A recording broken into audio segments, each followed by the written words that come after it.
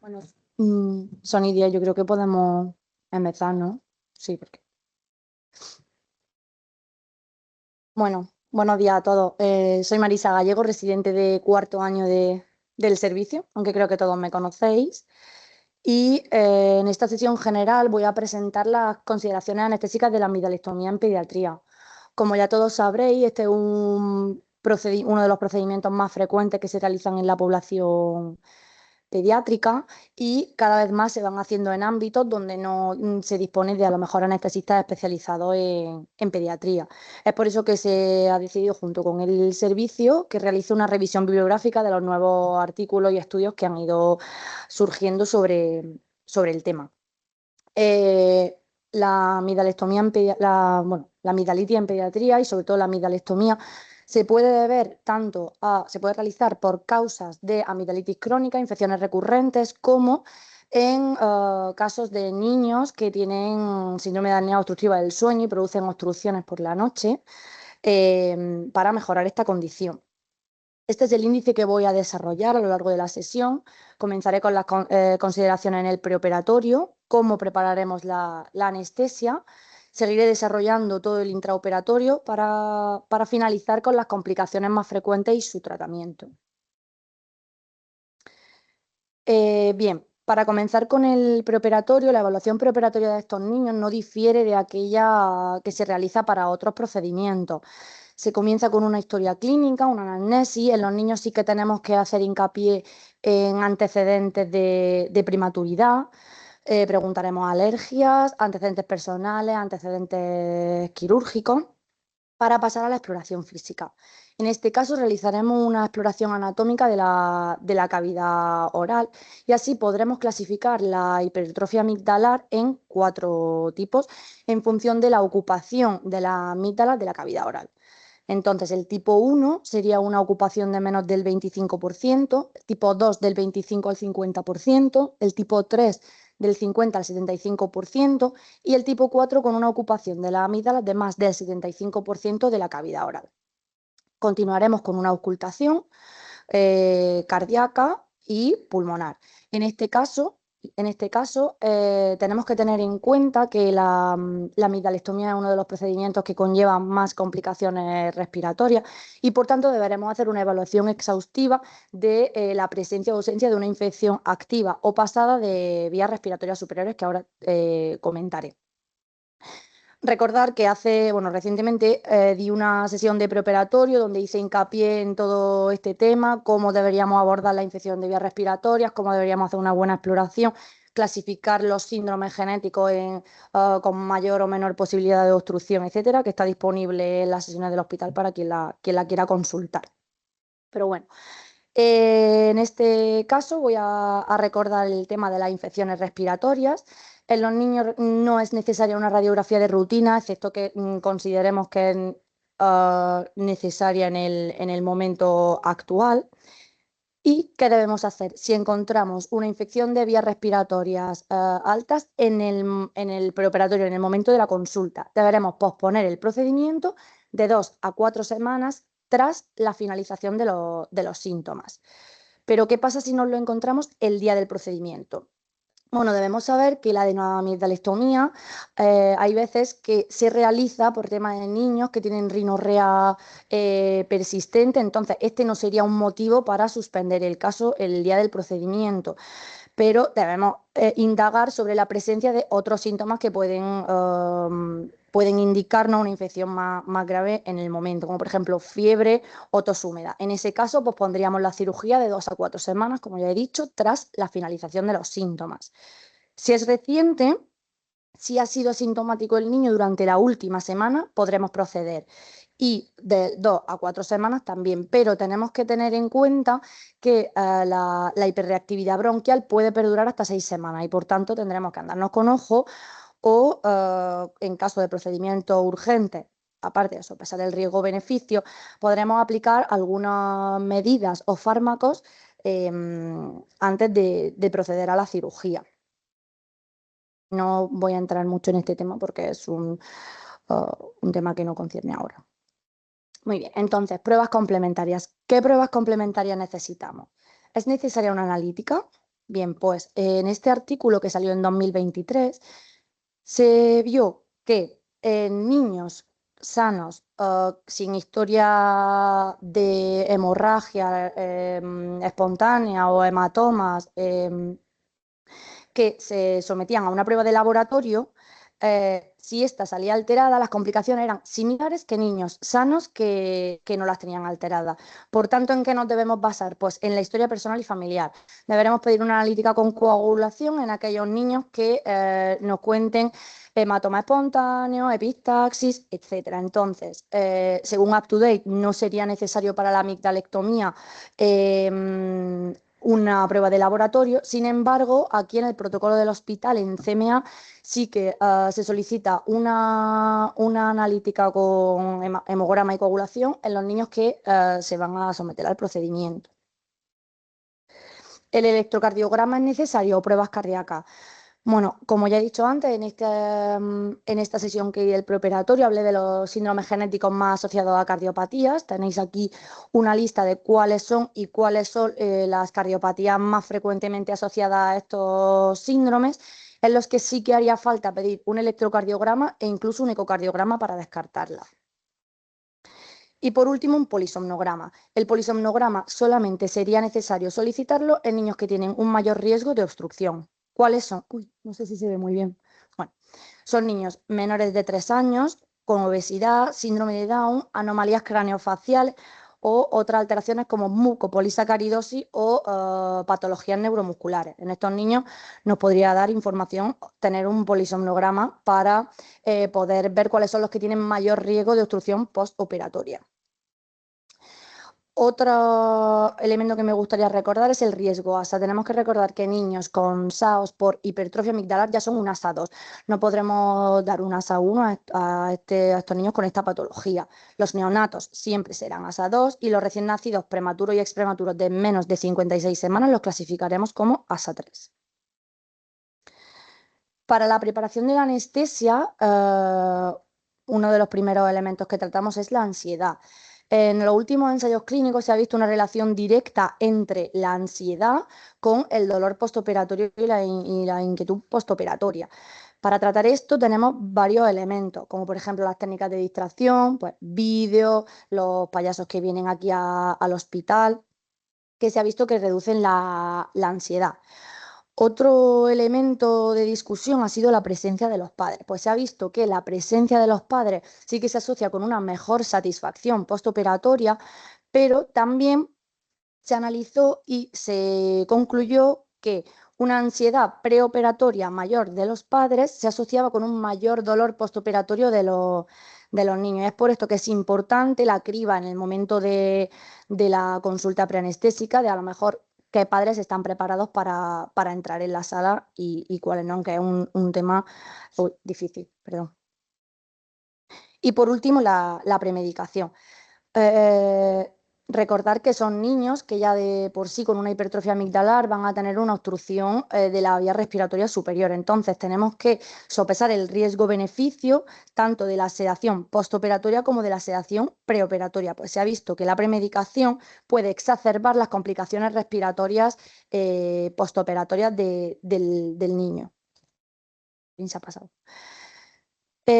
Podemos pasar ahora a los agonistas beta 2 inhalados. Se ha visto que son útiles en niños con alto riesgo de complicaciones respiratorias o en niños con infección reciente de vías respiratorias superiores.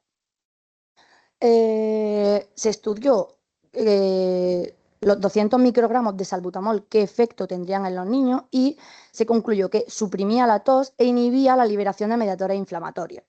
En este ensayo clínico se analizaron 484 niños que se sometieron a amigdalectomía con mascarilla laríngea. Entonces, en ellos, en un grupo se aplicó los 200 microgramos de salbutamol inhalado tras la inducción y en el otro grupo no. Y lo que se vio fue que el grupo con salbutamol tenía una reducción de la incidencia de laringoespasmo, pero no de broncoespasmo, y que sin embargo los niños que más beneficiados se veían de ello eran aquellos que se sometían a la amigdalectomía por el síndrome de apnea obstructiva del sueño, más que los que se sometían por amigdalitis crónica. Ahora pasamos al intraoperatorio y tendremos que elegir los agentes de inducción.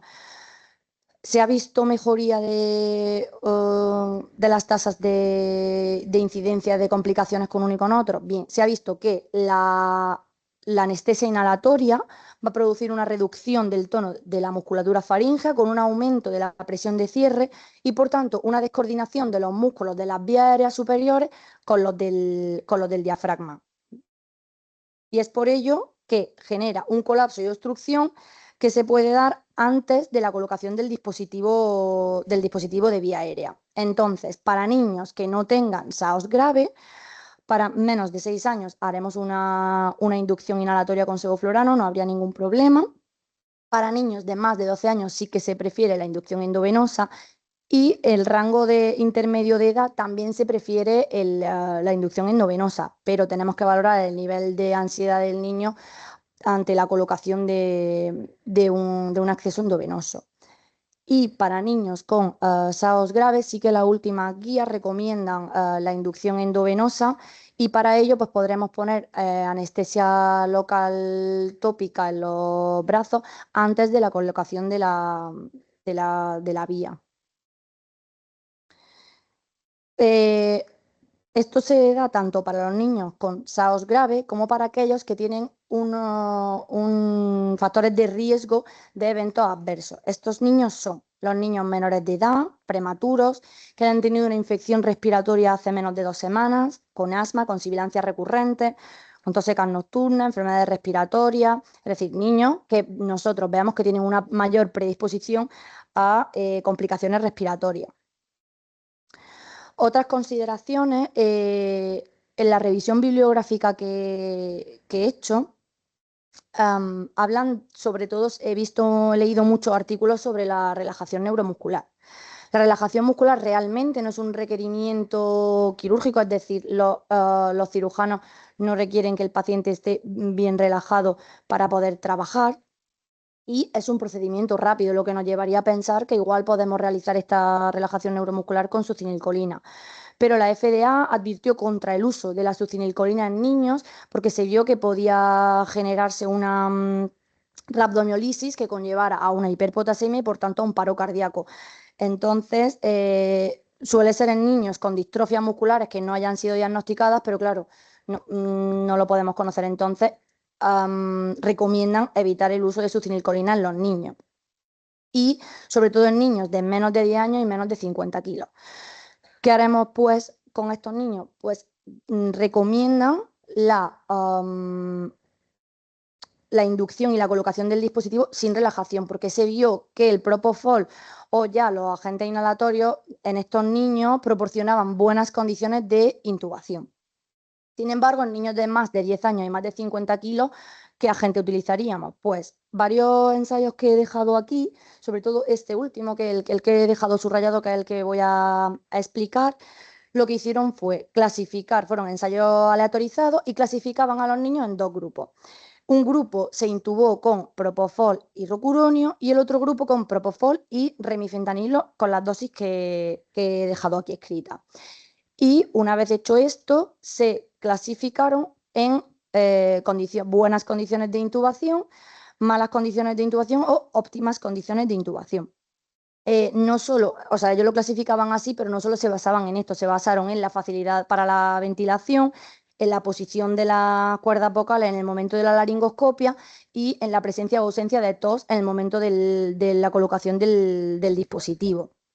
Y en el grupo de propofol con remifentanilo hubo más pacientes clasificados en los grupos de condiciones buenas y condiciones óptimas. Es por tanto que se realizó esta recomendación. Para la intubación con remifentanilo en niños, como ya he dicho, de más de 10 años y más de 50 kilos, se realizará con remifentanilo al 3-4 microgramos kilo endovenoso. Lo que hacían era ponerlo en un bolo directo aplicado en 30 segundos. Propofol 3-4 miligramos, no microgramos, kilo endovenoso y atropina a 20 microgramos kilo. En cuanto al manejo de la vía aérea, constituye un reto para el anestesiólogo el hecho de que la vía aérea sea compartida con el cirujano porque ellos colocan el abrebocas. hay una mayor incidencia de laringoespasmo en los niños sometidos a este procedimiento y un riesgo alto de complicaciones respiratorias. Hay algunos centros que van a realizar el procedimiento con una mascarilla laríngea flexible. Como beneficios es menos estimulante, tiene menos eventos respiratorios perioperatorios, pero claro, proporciona al cirujano un campo quirúrgico menor, lo que les permite realizar una resección menos eficaz y tiene más posibilidad de obstrucción, tanto la propia mascarilla laríngea como que al colocar el abrebocas esta se mueva y genere una propia obstrucción. Por tanto, en este centro preferimos un tubo endotraqueal anillado con balón que nos permitirá el sellado traqueal, evitará la fuga de oxígeno, porque claro, tenemos que tener en cuenta que se utiliza bisturí eléctrico en la cavidad oral, previene la contaminación y aporta un campo quirúrgico amplio.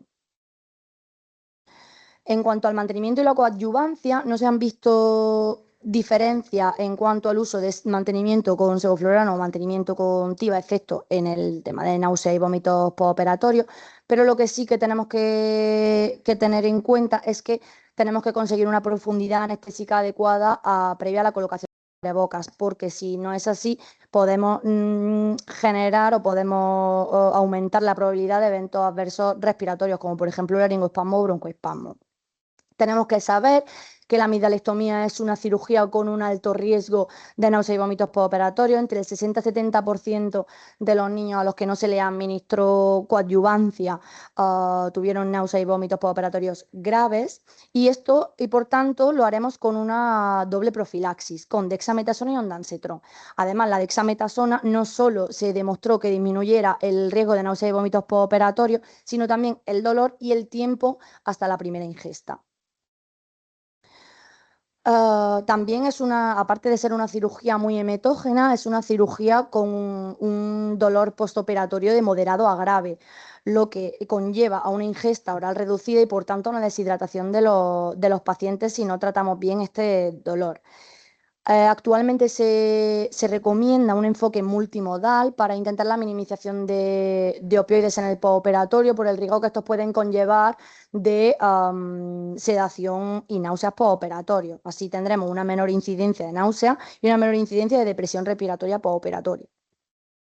¿Qué agentes se recomiendan para ello? Bueno, los AINES, como el ibuprofeno a 10 miligramos kilo, se ha visto que también aumentan el riesgo de hemorragia. Por tanto, no se va a recomendar su administración preoperatoria. En casi todos los artículos que leí, recomendaban ya la administración preoperatoria o intraoperatoria tras la inducción de los agentes. Se demostró que de este modo se disminuía la solicitud de opioides de rescate. La única excepción eran los AINES. No se recomendará su administración hasta que se consensúe con el cirujano y se haya visto que han podido realizar una hemostasia completa. En este ensayo clínico se comparó el ibuprofeno y la morfina intraoperatorio y se vio que tenían la misma eficacia. Es decir, en el grupo que recibió ibuprofeno justo después de la inducción y el grupo que recibió morfina también después de la inducción, la solicitud de analgesia de rescate en el postoperatorio fue exactamente la misma.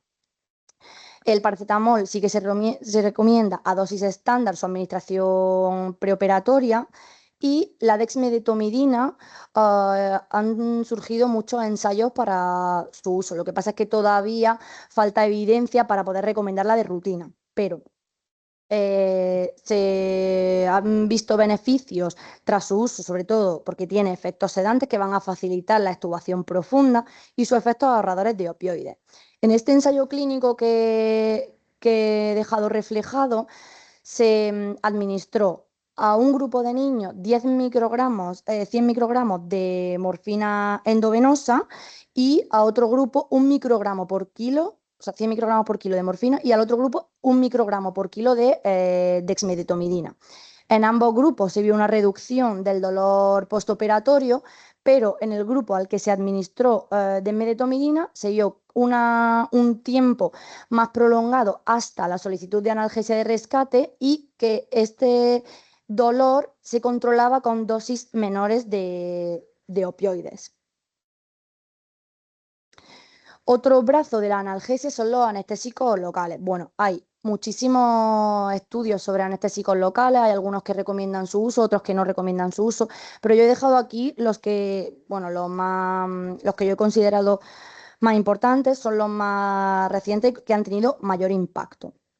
Entonces, el primer estudio es un metaanálisis. En este metaanálisis se realizó en 2008 y en este metaanálisis lo único que se comparó fue pacientes a los que se administró algún tipo de anestésico local, ya fuera tópico o infiltrado, versus grupo al que no se administró anestésico local. Lo que pasa es que no, al ser un metaanálisis no hizo diferenciación en qué tipo de anestésico local se utilizó.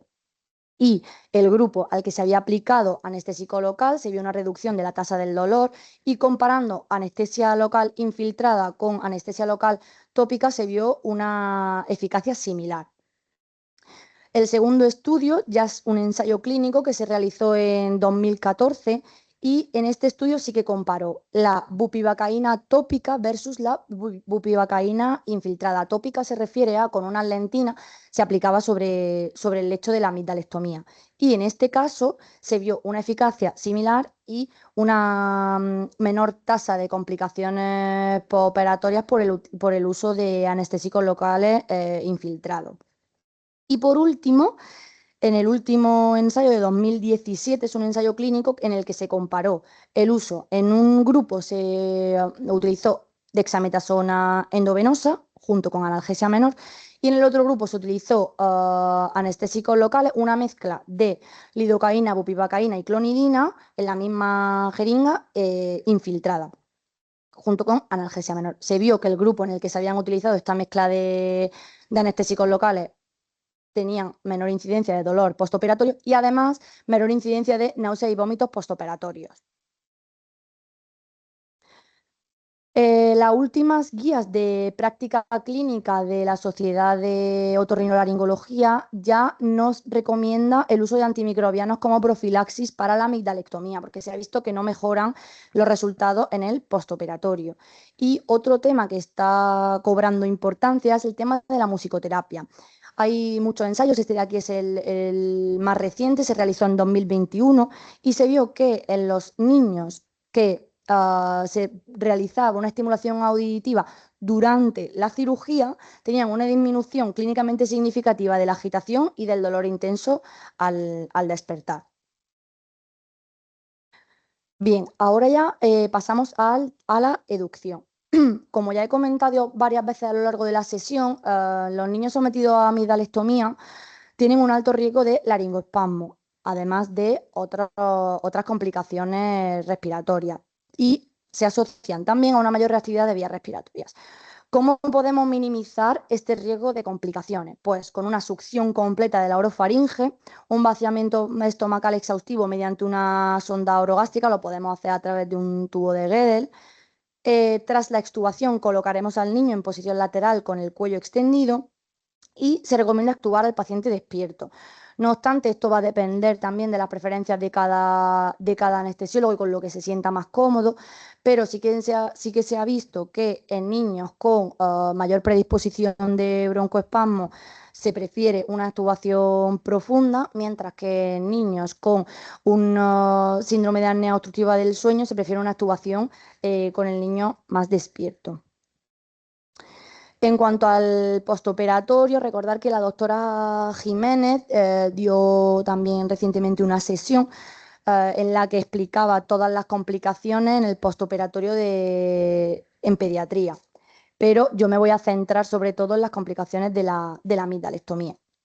En un metaanálisis se vio que las complicaciones más frecuentes eran las respiratorias, con una tasa de incidencia del 9,4%, y una tasa de hemorragia secundaria, que era la segunda en frecuencia, de 2,6%. Sin embargo, en niños con SAO se vio que tenían 5 veces más complicaciones respiratorias que niños sanos y menor tasa de hemorragia secundaria. Las complicaciones respiratorias se suelen producir por obstrucción de la vía aérea superior, laringoespasmo, edema de vías respiratorias, hipoventilación central, broncoespasmo, sobre todo en pacientes con antecedentes personales de asma y más raramente por edema pulmonar por presión negativa. Y los factores de riesgo para ellas son niños con SAOS, obesos, menos de 3 años, anomalías craneofaciales, mucopolisacaridosis, asma e infección respiratoria de vía alta reciente. A ver. La complicación más frecuente es laringoespasmo y he querido recordar cuál es el mecanismo de actuación que tendremos que seguir ante su aparición. Lo primero que tenemos que realizar es un buen diagnóstico de laringoespasmo. Tendremos un paciente con instridor inspiratorio y con movimientos paradójicos respiratorios, tanto en el cuello como en la barriga y en el pecho. Lo primero que tenemos que hacer es parar el estímulo. Para el estímulo doloroso, succionar bien la vía aérea para poder quitar todas las secreciones y parar todos los estímulos. Hay veces que estamos despertando al niño, quitamos la placa del bisturí eléctrico. En el momento del despertar del niño se deben tener el mínimo de estímulos posible.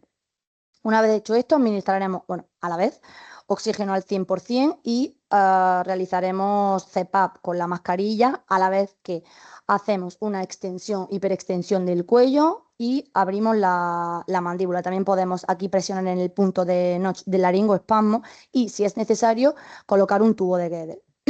Reevaluamos la situación y comprobamos si hay entrada de aire. Si es que sí, podemos considerarlo como un laringoespasmo incompleto, es decir, con estas maniobras ya ha comenzado la entrada de aire. ¿Y qué haremos? Profundizaremos la anestesia. Si estamos con sevoflurano podemos aumentar su concentración y si no, utilizaremos propofol a dosis del 20% de la dosis de inducción. Si aún así no hay entrada de aire, lo primero que haremos es pedir ayuda. Profundizaremos también al niño y administraremos presión positiva. Esto muchas veces lo hacemos directamente todo. Volvemos a reevaluar la situación. Si ya ha mejorado la entrada de aire, no hay estridor y no hay retracciones, podemos darlo por solucionado. Y en este caso podremos o bien proceder a la cirugía, según pone aquí en el algoritmo, o llevar al niño a una unidad de cuidados intensivos. Si aún así no se resuelve el laringoespasmo, ¿qué haremos? Administraremos medicación. Aquí recomienda succinilcolina 0,25-0,5 miligramos kilo. Normalmente a la hora del despertar, si hemos relajado al niño, ya habremos utilizado el reversor, habremos utilizado el bridión en caso de que hayamos utilizado rocuronio. Por tanto, aquí administraremos succinilcolina. No nos olvidemos que si ya lo hemos revertido, no tendrá el mismo efecto. Y en caso de bradicardia, ya administraremos atropina. Una vez que tengamos al niño profundizado y relajado, pues pondremos un dispositivo de vía aérea, ya sea una mascarilla facial, una mascarilla laríngea o la reintubación, y llevaremos al niño a una unidad de cuidados intensivos.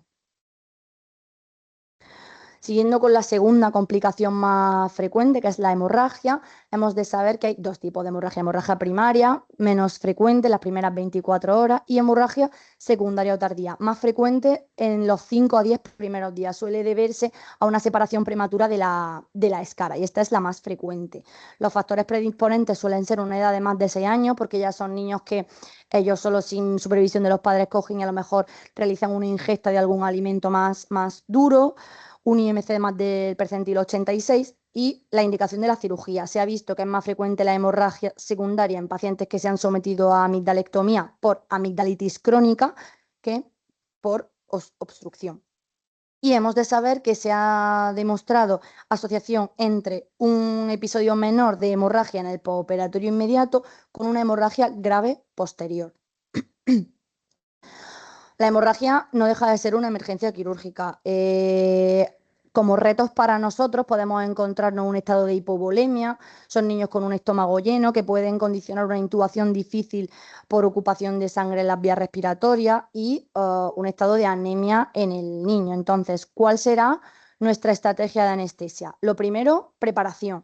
Tendremos que tener personal adicional y sobre todo preparar un equipo doble de succión. Seguimos por una resucitación con volumen previo a la inducción en caso de que sea posible, si no la podremos hacer durante la cirugía, y la preoxigenación se recomienda en decúbito lateral. Realizaremos una inducción de secuencia rápida con dosis reducidas de inductor y atropina para disminuir las secreciones.